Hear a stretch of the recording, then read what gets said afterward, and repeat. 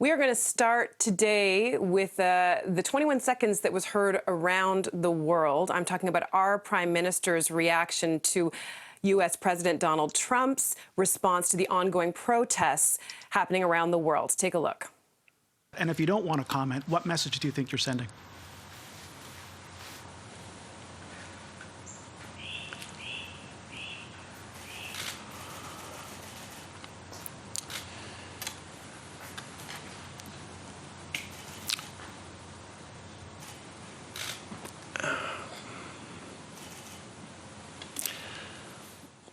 We all watch in horror and consternation what's going on in the United States.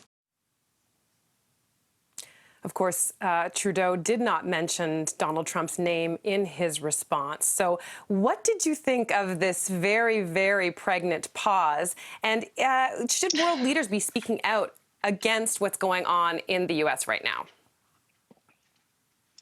Oh, that is the billion-trillion-dollar question, Cynthia. I think that we can all understand, many of us anyway, I can understand Trudeau's very difficult position.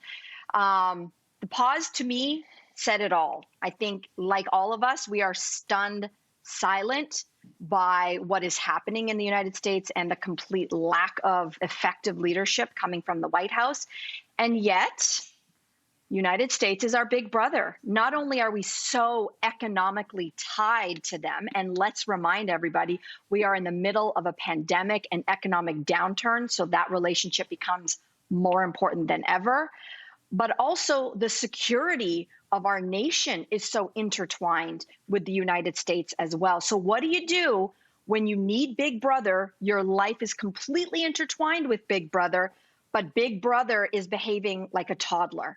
I don't know what the answer is, but all I do know is that Trudeau is literally stuck between a rock and a hard place, and there are real world consequences for stepping out against your big brother.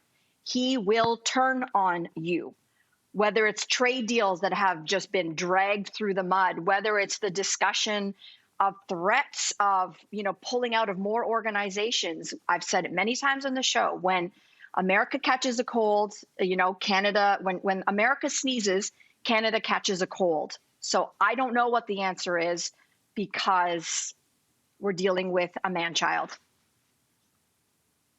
I'm going to go to Teresa on Facebook, and she says, maybe he should have said no comment, but instead he chose his soft, fuzzy platitudes and had to say Canada has discrimination.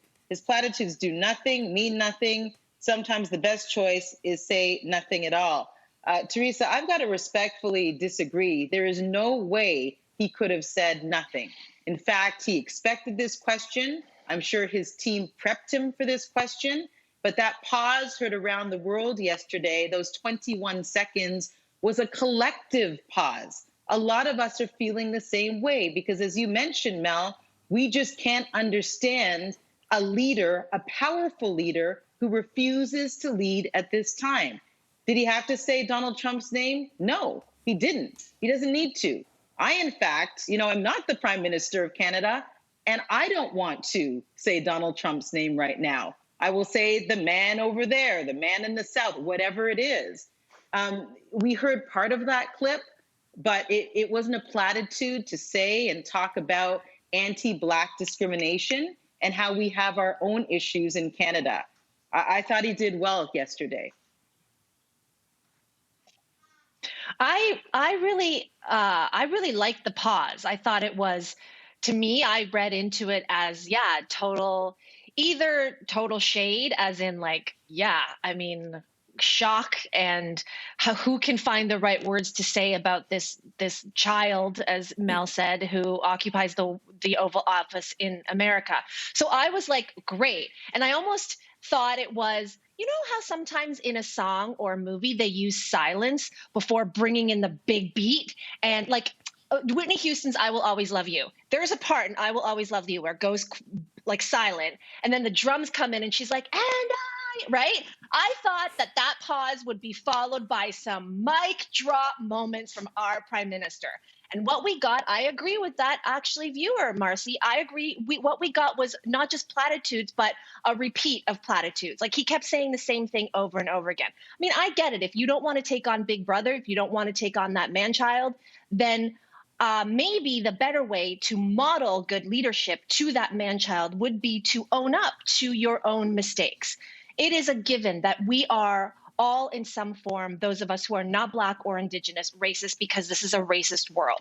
And our Prime Minister has made mistakes. What an amazing opportunity for leadership if he would have been like, yes, anti-Black and Indigenous racism exists in our country. We are all guilty of it. He said that. Then it would have been great for him to acknowledge how we are all guilty of it.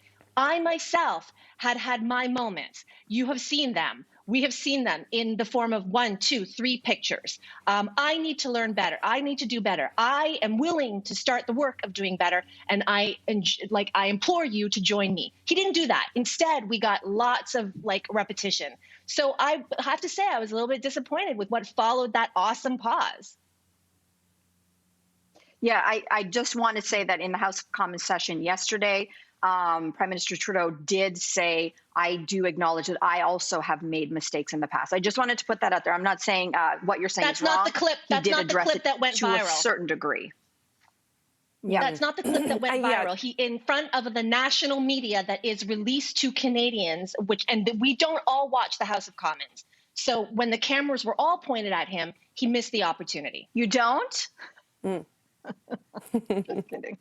Yeah, I hear you, Lainey. I mean, what struck me is it's just how long, and we felt it there, how long 21 seconds is. It's basically the length of the happy birthday song. It's the length of time that we're supposed to be washing our hands. If you've done it properly, you know it's a really, really long time. And I couldn't help but think that it was very layered and loaded, as you have alluded to. And Aldina on Facebook wrote us and said, I think he showed statesmanship. You could see on his face he was trying to find the right words. Regardless of how he may feel in private, he can't trash talk our biggest trading partner in public. I mean, and that's, Mel, what you were talking about. It is so complicated. And I did feel like it was a pregnant pause, and the baby was his own shame around what he's done. And it was a missed opportunity to not address that, but also the complicated relationship that he has. And I think he's trying to be a good leader. He is looking out for Canadians. But I worry, even though I thought the pause was provocative, I worry that it may come off as not being a decisive leader. And I mean, when you contrast that to Chrystia Freeland, who came out and she was asked similar questions, and she came right out very decisive in her answers. And I mean, I'm not going to go through all the things that she said yesterday, but she did say what I'm really concerned about actually is Canadian complacency. I think it's really, really important for us to set our own house in order and for us to be really aware of the pain that anti-Black racism causes here in our country, and the reality that we do have systemic discrimination here. And again, ultimately, these are all just words until we start to see action from this government.